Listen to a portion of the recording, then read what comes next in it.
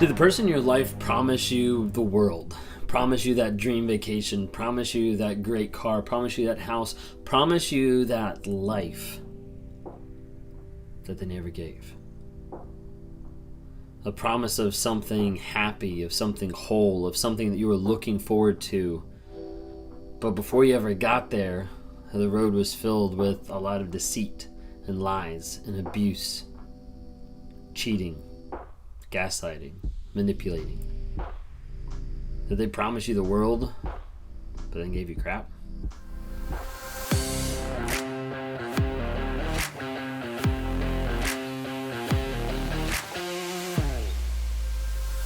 If you guys don't know who I am, my name is Ben Taylor. I run Raw Motivations. I'm a self-aware narcissist that's on this platform to provide awareness about what narcissism is, how it's affected my life, how it's destroyed friendships, how it's destroyed relationships, how it's hurt and damaged people, and how big of an issue it is.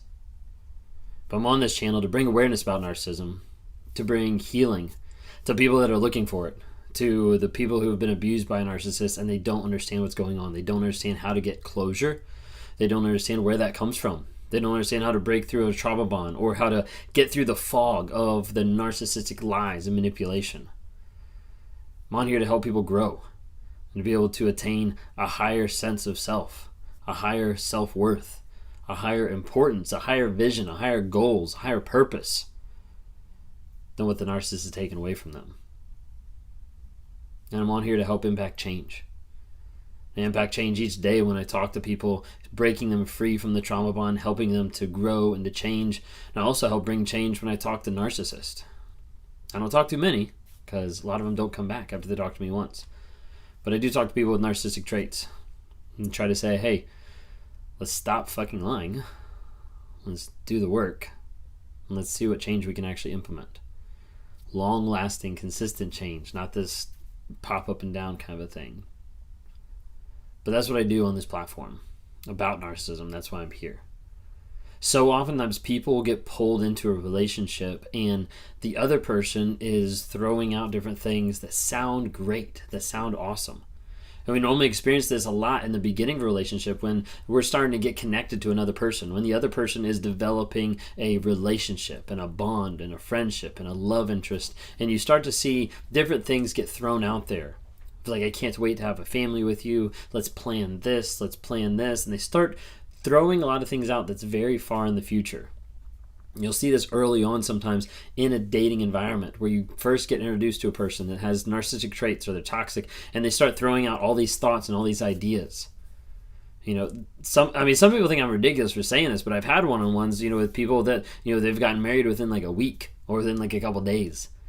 Because that's how intense it can be sometimes when you meet someone that's like, I can see a future with you. We're twin flames. Like, we're soulmates. Like, this is the direction I want to go. Let's have this many kids. Let's have this house.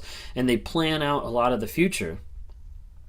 And a lot of times when they plan out the future, it's in an effort to ignore the present or to ignore the void that you're not seeing. And a lot of times people are looking for greener pastures while they're ignoring all the red flags waving in front of them. And as people look down the road and they start to see a future and a plan and a design, that as the toxic person is like reading from you what you like, they're molding and shaping that vision so it looks good, so it looks perfect, so it looks like you guys are perfectly aligned with the direction you're going. This has elements of love bombing, but mainly future faking is what I'm talking about. And future faking can be so confusing because it's that idea of they want to do this. They want to do this. This is sometimes why narcissism and ADHD can look similar, and people sometimes get this part of it confused.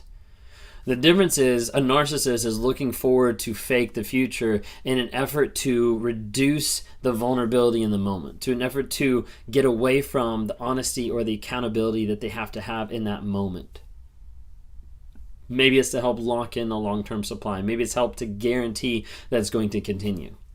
Someone with ADHD is like, yeah, let's go do that, and then they get distracted with something else.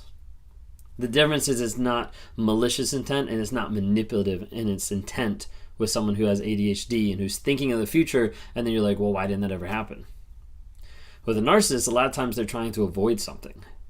A lot of times I've talked to people and I've asked them about their future plans because they've talked to me and they've been like, wow, like I just don't know what to do. Like we had this vacation plan, we did this, we had this plan. Like this is the future that he was like saying, like we were going to get this house, we're going to get this. And I was like, when did all this stuff come about? Like when did the narcissist or the toxic person like say, I want to have a house with you, I want to go to this vacation with you, I want to have this type of dog, this kid? Like when did all that happen? And it's amazing because as they sit and think, a lot of times they'll track it all the way back to a conversation that had to do with accountability or honesty. You'll see some of the biggest times that a narcissist will come out and they'll say, hey, I want to get engaged. Hey, I want to get married. Hey, let's have a kid, right after a time where they cheated. Or right after a time they got held accountable for something, or they got called out for something that they were not comfortable with, or they did not want to have to embrace the honesty, the vulnerability, and the accountability. So as a result, let's distract. Hey, like this happened, but I was thinking we were gonna go on a plan to Disney. Like we were gonna go to Disney, and I don't know, I just feel like this ruined it. Oh no, like I'm sorry, I didn't mean to. Let's still work it out. And you have people that sacrifice a lot of things in the present for a hope of a future that the narcissist never intended to give. Future faking is really detrimental. It can be really hard in the moment to identify. So you have to think, like in the moment when you're communicating with your partner, your toxic person, your narcissist, whatever, when you're communicating to them in the moment, where does this pop in line with conversation? Like, is this something that you guys have been planning for a while, or is this something that they just threw out there and it sounds great and endearing and a surprise, but what was it around? Was it around accountability? Was it around you catching them cheating? Was it around you catching them lying? Whatever it might be. A lot of times you'll see future faking going to the future to avoid things in the present. And that's where it gets confusing. Sometimes people will see the future faking and they wonder, okay, now this is over. He future faked me. This stuff never happened. And then the relationship dissolves. Either he leaves, you leave, either one discards, whatever it is. Relationship's over. And then you look and you see the next relationship and you see, wait a second. That house that he said I was going to get, he's given to that person. That vacation that he said we were going to spend together, they're going on for their honeymoon. The dog that he said we were going to get, they have now in their backyard. And this starts to mess with a lot of people's minds. So I want to tell you something. They're not giving it to the next person better. They're giving it to the next person because it's easier than them coming up with their own ideas. You see, when they walked into the relationship and they started future faking you, they didn't walk into the relationship with those thoughts in mind. They didn't walk into the relationship thinking, hey, we're going to go to Disney, we're going to get a 2-story house with a white picket fence, and we're going to get a German Shepherd. They didn't walk into the relationship thinking that. You had that in your mind. They pulled it out of you, and they twisted the future to make it match up to what you wanted. That way you would feel connected. So when they go to the next person, they take what you already gave. They take those thoughts. They don't have to come up with them anymore. They don't have to actually think about what would be nice, what would be loving, what would be something someone would want. They can go into the next relationship, they'll be like, I already got a plan. I know the house I'm going to get. I know the dog I'm going to get. I know the vacation I'm going to plan. Because that's easy. I already had that thought. I already had the research done. I already knew what this person wanted, so I'm going to just go for it in this aspect. They don't have to think about it. Narcissists are very lazy. When it comes down to it, they're very lazy because it's a lot easier just to regurgitate something you already learned than it is to come up and be creative with something else. So that's what they'll do. Sometimes they'll do that on purpose to be manipulative and kind of push back to you so that you see it and so that it messes with your mind. Or you see it and you end up reaching out to them and then there ends up being communication there. Then you end up being the side piece.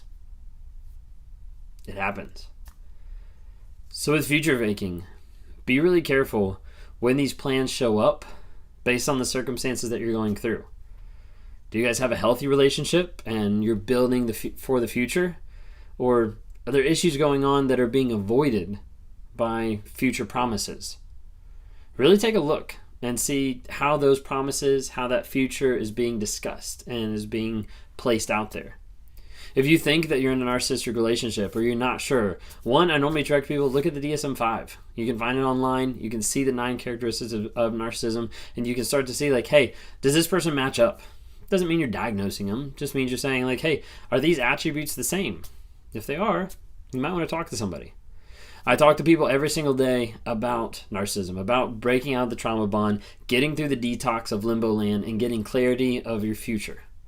If that's something you want to do, then just click on the link below, schedule a time. Be excited to sit down and talk with you and be able to help you build a plan to get free, build a plan to get clear, build a plan to grow and to change to be the best self ever. If you haven't already, hit subscribe, follow me on TikTok, Instagram, Facebook, or listen to the podcast on Apple or Spotify.